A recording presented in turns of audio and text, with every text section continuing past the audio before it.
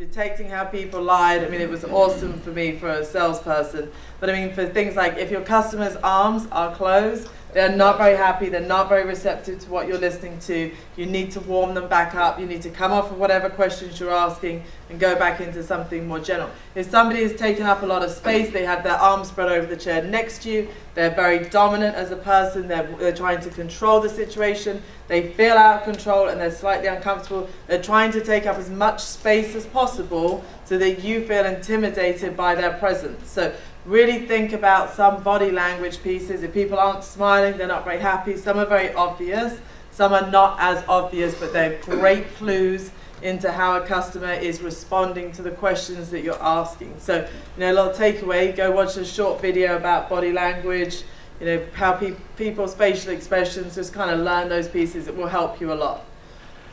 I can sit in a meeting and somebody can say one word to me or look in a certain direction and I 100% know whether the conversation is off or not. I mean, we had a conversation with somebody the other day and they were in a job role and I was working on a different consultancy project and the VP of sales said one thing to me. I'd had 4 meetings with this guy and he said one thing. He's done a really great job of keeping it together for these 4 meetings, but this one word, the way that he said it, I knew.